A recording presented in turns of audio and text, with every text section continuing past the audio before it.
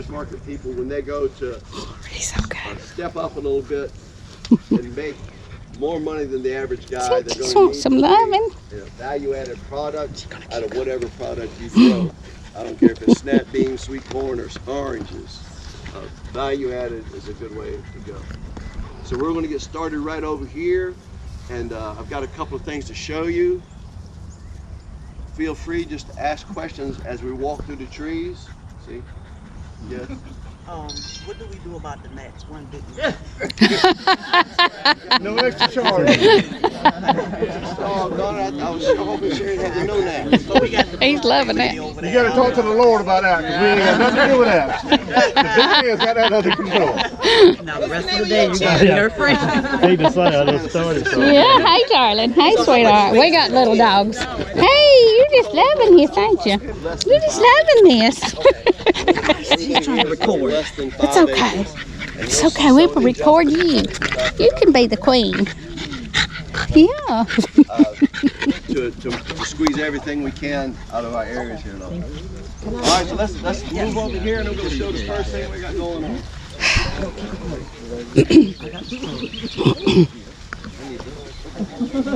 I know it's yours. Yeah, Thank you so much.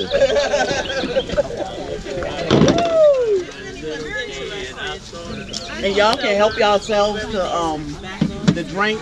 Okay. Lemon bite. Oh, y'all got the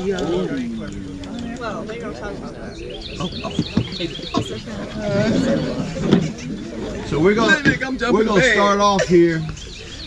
A lot of people ask about growing trees, and this is a tree that did not make it because of the deer. But this tree, a lot of people ask me about roots, about when I go to grow a tree in a pot versus growing in the ground. So this gives you a good idea of a root structure of a citrus tree. This tree is about 2.5 years old. About 2.5 years old. And you can see that a citrus tree does not produce a taproot. Yeah. And it just won't. Even a big tree.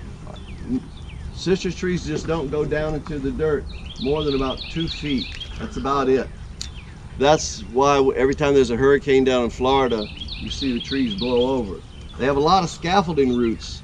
I don't know if any of you guys grow sweet corn. Tree, and I'm guessing that most of you are going to buy a tree over the internet. It's going to come in a nice little box. It's going to come with one of these little steel rods in it to help support it. When you plant that tree, I want you to get rid of that steel rod. Because what will happen very quickly, you'll see that this tree has consumed the steel rod. So now you cannot pull this rod out of the tree. So this tree's here is for everywhere.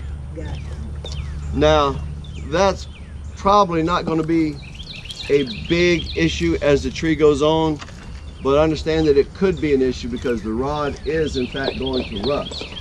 Oh, wow. And what you will end up with, as long as you have a tree that's in a container, it's not going to be that big of a problem. If you have this tree in the ground, once you get really excited about your tree, it becomes to be 7, 8 years old, that's going to be a weak spot in the tree, and when the wind blows, it might snap because it's got this rusting iron rod right down the middle of it.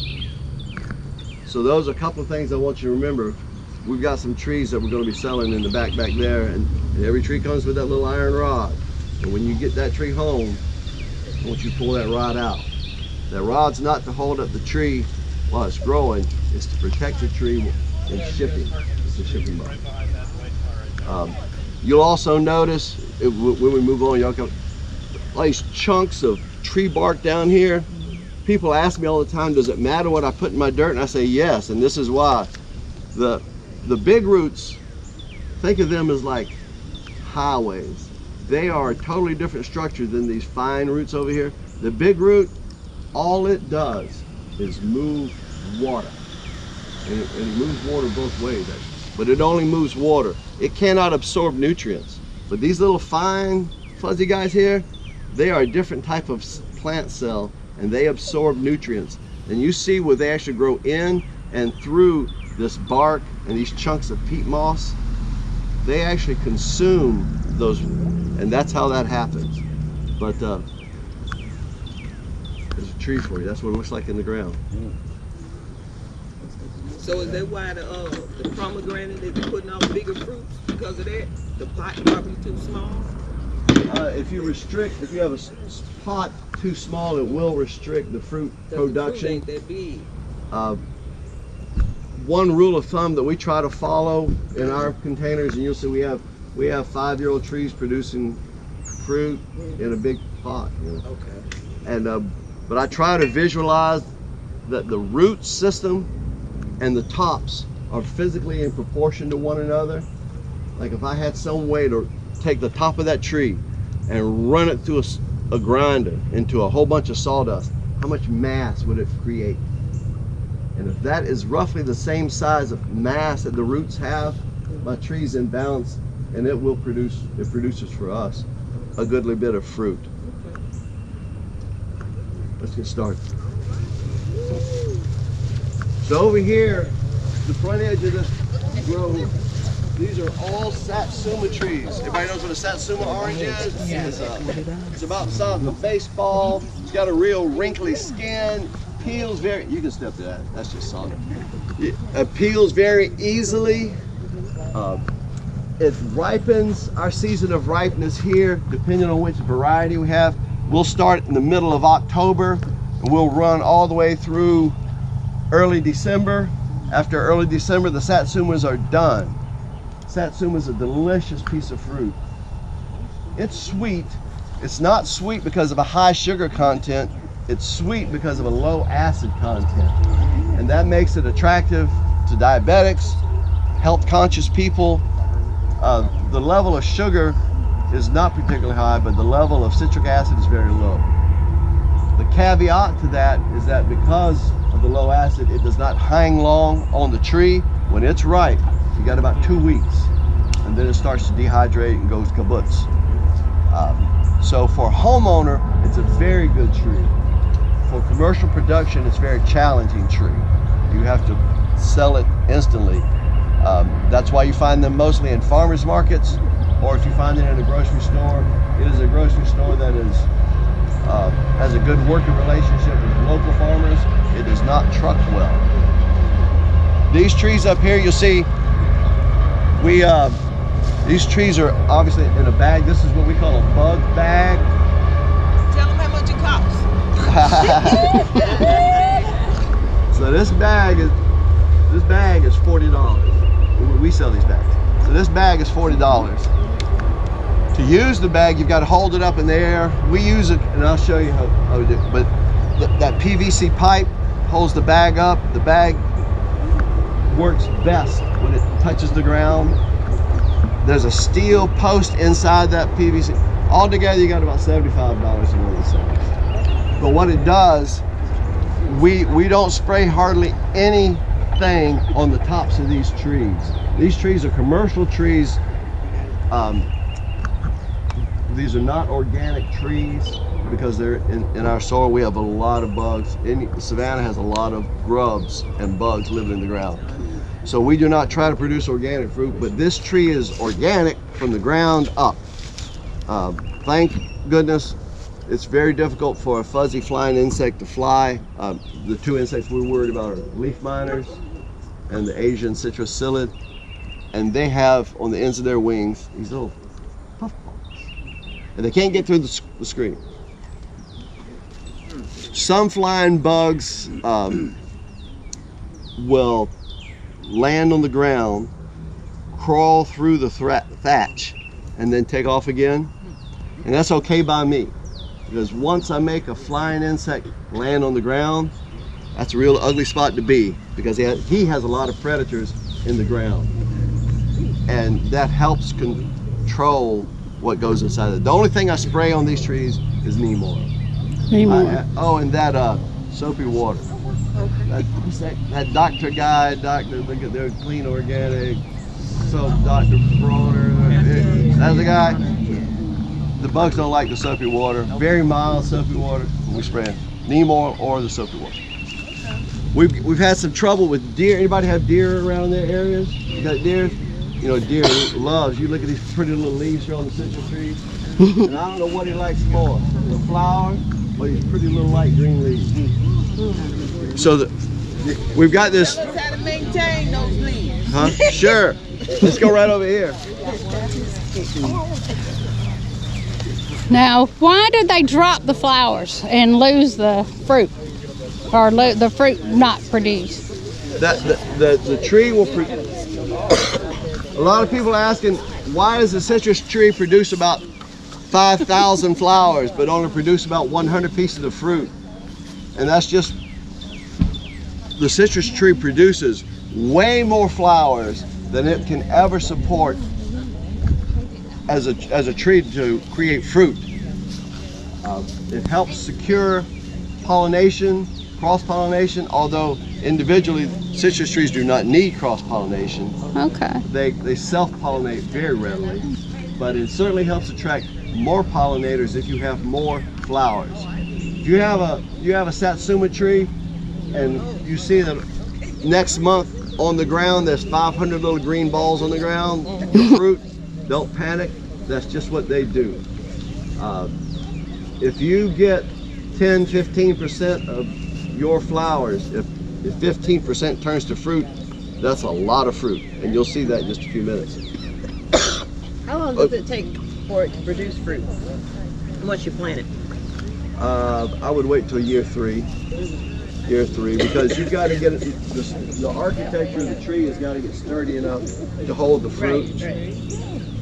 A 3-year-old tree, I'd let it produce maybe a dozen pieces of fruit. 4-year-old tree is ready to go. You'll see we got a couple of divot holes over here. These are trees that did not make it through predation, you know, the deers or the bugs, they didn't make it. So I took them out and moved them into a pot. So that's, yes ma'am?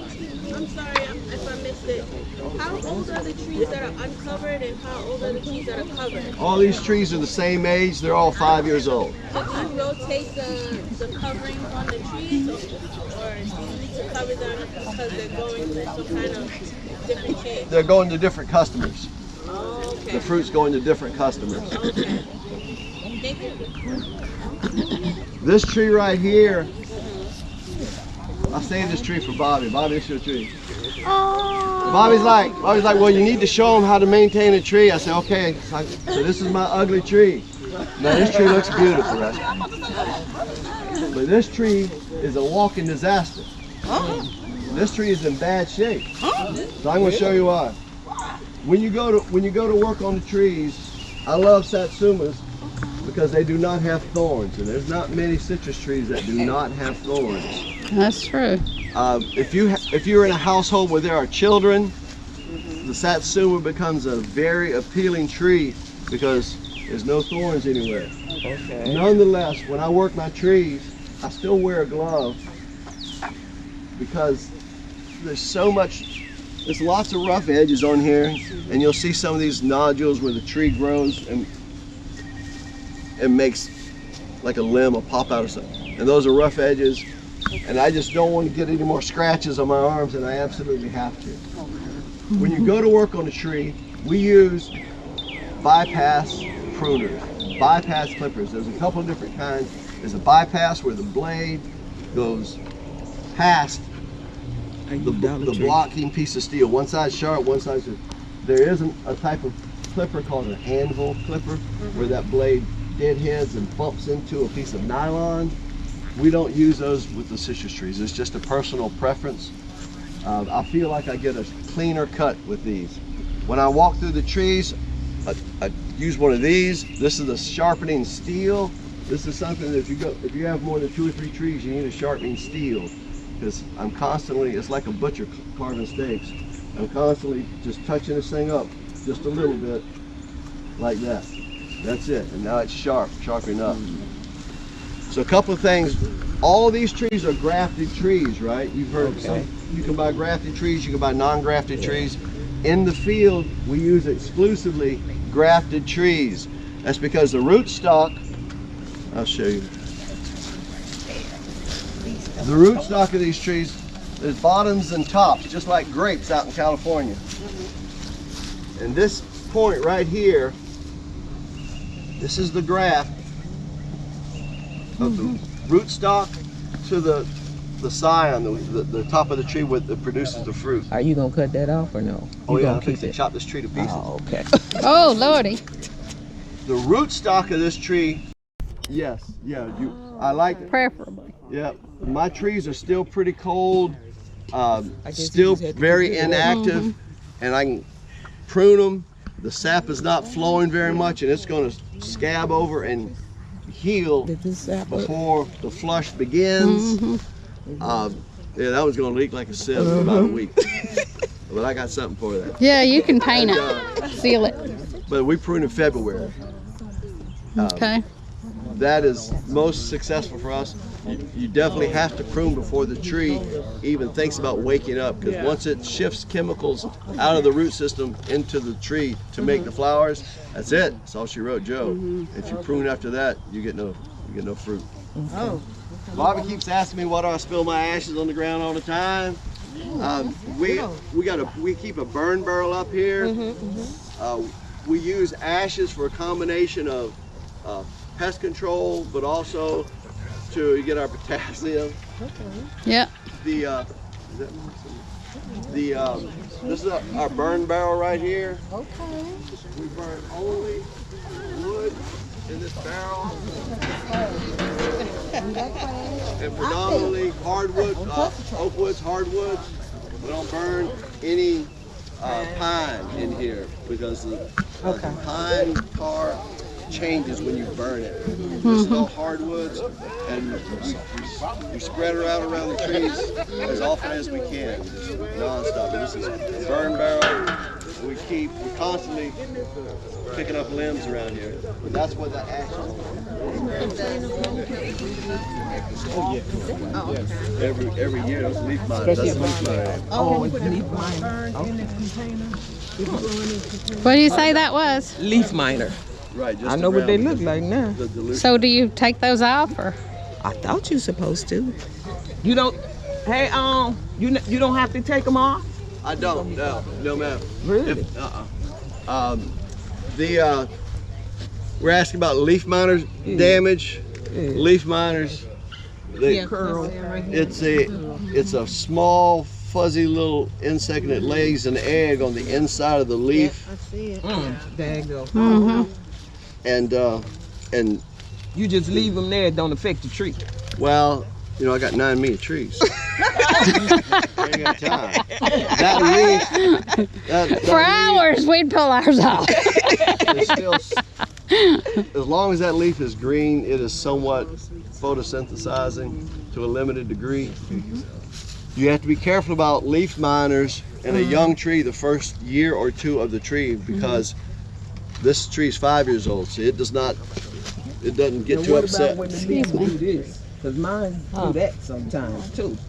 That's just a mineral deficiency. It happens a lot over the winter. Down on the ground. Right. Well. Over the winter time, there's Yeah, not 'cause much I bring 'em in biological activity. I bring them in the apartment in the winter. Oh, you do? Yeah. Well, then that's a fertilizer issue right there. Okay. A fertilizer. Our leaves get these patchy. Yeah. Some of the older leaves will be patchy looking because they slow down in the winter time. The leaves basically starve to death. The leaf lasts 2 years. Okay. If you're wondering how long they last, 2 years. It goes through 2 cold weather cycles, and the third one it drops off. I never knew that. Me neither. I didn't know they had a life cycle. I thought they fell off. Mine fall off every year. I don't have any. Collect every time I get 1 inch of rain in the house, I get 1,000 gallons of water. We store it in these tanks. Yeah. And we run it through these black irrigation pipes you see on the ground. We don't have to supplement water very often, but when we do, we use the rainwater.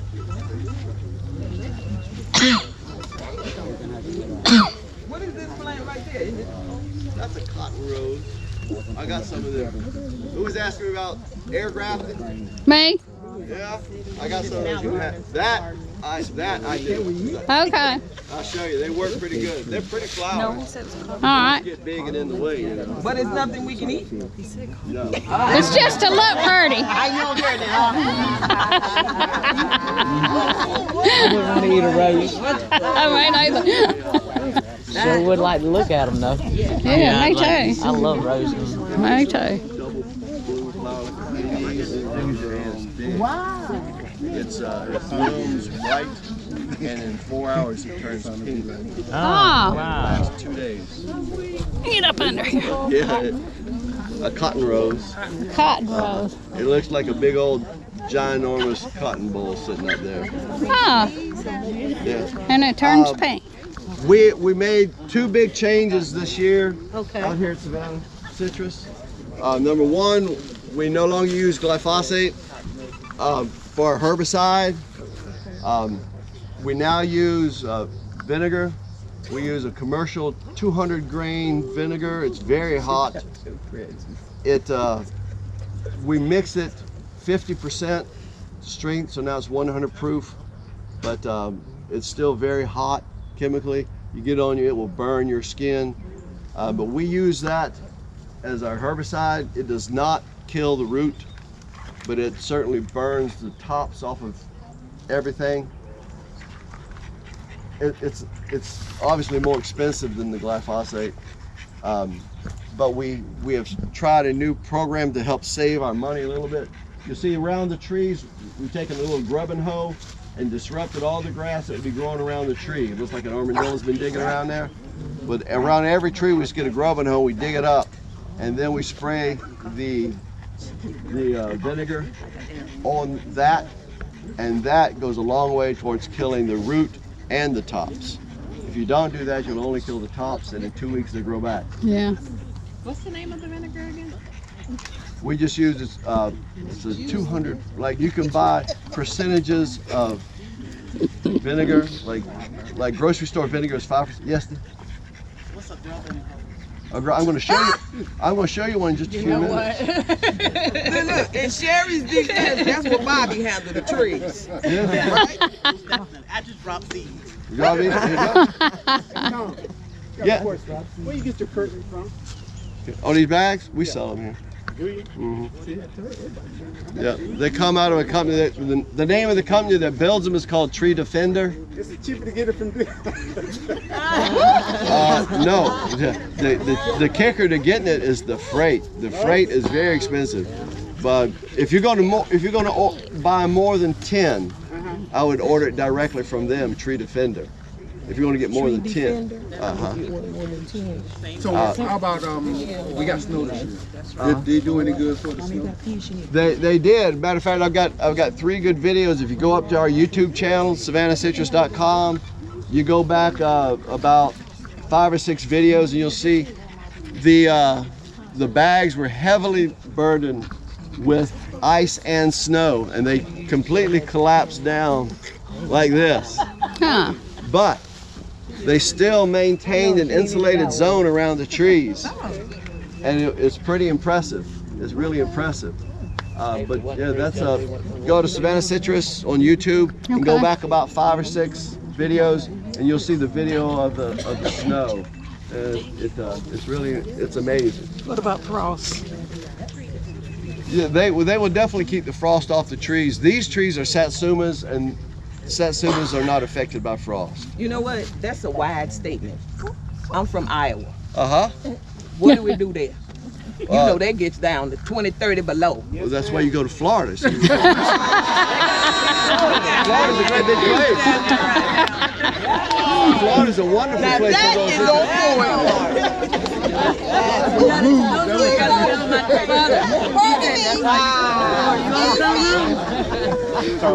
Got another question here, Tom. We kind of got a little off track.